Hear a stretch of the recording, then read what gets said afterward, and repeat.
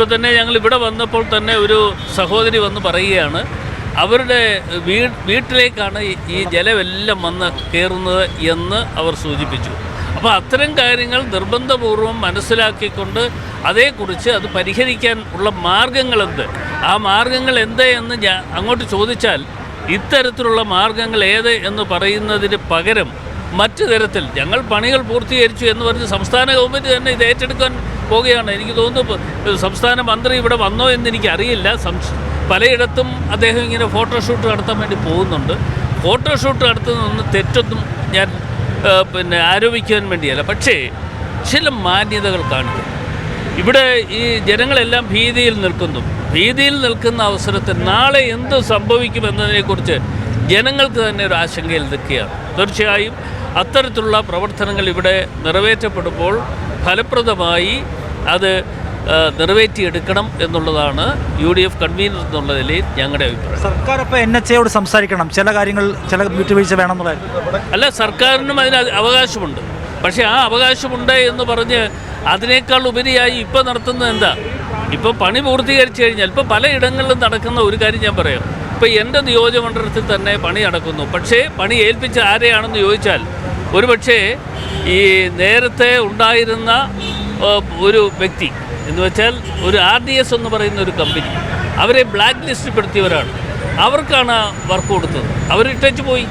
Work ഏതാണ്ട് 30% പണി പൂർത്തീകരിച്ച് കഴിഞ്ഞപ്പോൾ അവരിട്ടേച്ച് പോയി. ഇപ്പോൾ പുതിയ ആളിനെ സബ് കോൺട്രാക്ടർ എന്നുള്ള നിലയിൽ കൊടുത്തിരിക്കുകയാണ്. അപ്പോൾ ഇതിൻ്റെ ഉത്തരവാദിത്വം കേന്ദ്ര ഗവൺമെൻറ് ഏറ്റെടുക്കേണ്ടതായിട്ടുണ്ട്. കേന്ദ്ര ഗവൺമെൻറ് ഇക്കാര്യത്തിൽ നടപടികൾ സ്വീകരിച്ചേ മതിയാവുകയുള്ളൂ. നിങ്ങളുടെ ജില്ലയാണ് ഭൂമിശാസ്ത്രപരമായ പ്രശ്നം, സാമൂഹിക പ്രശ്നം. യഥാർത്ഥത്തിൽ ഇതിനകത്ത് ഹൈവേ അതോറിറ്റി നടത്തുന്ന പ്രവർത്തനങ്ങളെക്കുറിച്ചുള്ള പൊതുവായ കാഴ്ചപ്പാടെന്ന് പറയുന്നത് ഇന്നത്തെ റോഡ് നിർമ്മാണം എന്ന് പറയുന്നത് ഏറ്റവും ആധുനിക ടെക്നോളജി ഉപയോഗിച്ചുകൊണ്ടാണ് നമ്മുടെ നാഷണൽ ഹൈവേ നിർമ്മിക്കുന്നത് എന്നാണ് നമ്മളൊക്കെ മനസ്സിലാക്കുന്നത്. അതാണ് നാഷണൽ ഹൈവേ അതോറിറ്റി പറയുന്നത്. പക്ഷേ ഇവിടെ വന്ന് ഇത് കണ്ടു കഴിഞ്ഞാൽ നമുക്ക് ബോധ്യമാവും ഇവിടെ ഒരു ആധുനിക ടെക്നോളജി ഇല്ലയെന്ന് മാത്രമല്ല, പരമ്പരാഗതമായ റോഡ് നിർമ്മാണത്തിൽ പാലിക്കേണ്ട പല കാര്യങ്ങളുണ്ട്, അതുപോലും പാലിക്കുന്നില്ല എന്നുള്ളതാണ് ഇവിടെ വരുമ്പോൾ മനസ്സിലാവുന്നത്. മലപ്പുറം ജില്ലയിൽ ഏതാണ്ട് പൂർത്തീകരിച്ചു. ഞങ്ങൾ ആദ്യം ഓപ്പൺ ചെയ്യാൻ വേണ്ടി പോകുന്നത് മലപ്പുറം ജില്ലയിലെ ഹൈവേ സ്ട്രെച്ചറാണ്. ഏതാണ്ട് 60 കിലോമീറ്ററോളം ഞങ്ങൾ ഈ മാസം ഉദ്ഘാടനം ചെയ്യുമെന്നാണ് മന്ത്രി പറയുന്നത്. എനിക്ക് പൊതുമരാമത്ത് വകുപ്പ് മന്ത്രി ശ്രീ റിയാസിനോട് ചോദിക്കാനുള്ളത്, ഇതിൻ്റെ ഉത്തരവാദിത്തം ആർക്കാണ്? ഇവിടെ വന്ന് ഫോട്ടോഷൂട്ട് നടത്തുകയും ഇവിടെ ഇതിൻ്റെ ഉദ്ഘാടനം നിർവഹിക്കുകയും ഒക്കെ ചെയ്യുന്ന നിങ്ങൾക്ക് ഇതിൻ്റെ ഉത്തരവാദിത്തം ഏറ്റെടുക്കാൻ കഴിയുമോ? അതല്ല നാഷണൽ ഹൈവേ അതോറിറ്റിക്കാണോ ഇതിൻ്റെ ഉത്തരവാദിത്തം? അദ്ദേഹം ആദ്യം അത് വ്യക്തമാക്കട്ടെ. എന്നിട്ട് ഇതിനകത്തുള്ള അശാസ്ത്രീയത പുറത്തു കൊണ്ടുവന്ന് അത് ശാസ്ത്രീയമായി നടപ്പാക്കാനുള്ള സംവിധാനം ഒരുക്കണം. ഇവിടെ പല സ്ഥലത്തും മഴ പെയ്തു കഴിഞ്ഞാൽ വെള്ളം കെട്ടി നിൽക്കുന്നു. ഇപ്പോൾ ഇവിടെ ഞങ്ങളുടെ സ്ത്രീകൾ വന്ന് പരാതി പറഞ്ഞത് മഴ പെയ്ത് കഴിഞ്ഞാൽ മുഴുവൻ വെള്ളവും റോട്ടിൽ നിന്ന് അവരുടെ വീടുകളിലേക്കാണ്. അപ്പോൾ യഥാർത്ഥത്തിൽ ഹൈവേയുടെ നിർമ്മാണത്തിൽ പാലിക്കേണ്ട ഏറ്റവും പ്രധാനപ്പെട്ട കാര്യങ്ങളൊന്നാണത്. പലപ്പോഴും നമുക്കറിയാം, ബ്രിഡ്ജിലൂടെ പോകുന്നുണ്ട്, പലപ്പോഴും നമുക്ക് ഹൈ ലെവൽ ഇതുപോലെ ഉയർത്തി പോകുന്ന സാഹചര്യം, അവിടെയൊക്കെ വെള്ളം കെട്ടി നിൽക്കാത്തൊരു സാഹചര്യം ഉണ്ടാവുക എന്നുള്ളതാണ് ഏറ്റവും പ്രധാനം. അവിടെയാണ് നമ്മുടെ ടെക്നോളജി ഉപയോഗിക്കേണ്ടത്.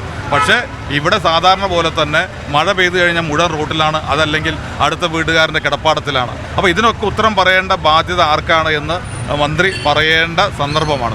അങ്ങനെ വലിയ ജീവിത പ്രശ്നമായിട്ടത് മാറിയിട്ടുണ്ട്. അപ്പോൾ അത് പരിഹരിക്കാൻ ആവശ്യമായിട്ടുള്ള ഇടപെടൽ സർക്കാരിൻ്റെ ഭാഗത്തു നിന്ന് ഉണ്ടാവണമെന്നാണ്. ഒരു ഭയാശങ്ക പൊത്തത്തിൽ ഇവിടെ രൂപപ്പെട്ട് വന്നിട്ടുണ്ട്. അത് പരിഹരിക്കാൻ ഗവൺമെൻറ് ഏതൊക്കെ നിലയ്ക്ക് ഇടപെടുമെന്നാണ് നമ്മൾ ഉറ്റുനോക്കുന്നത്.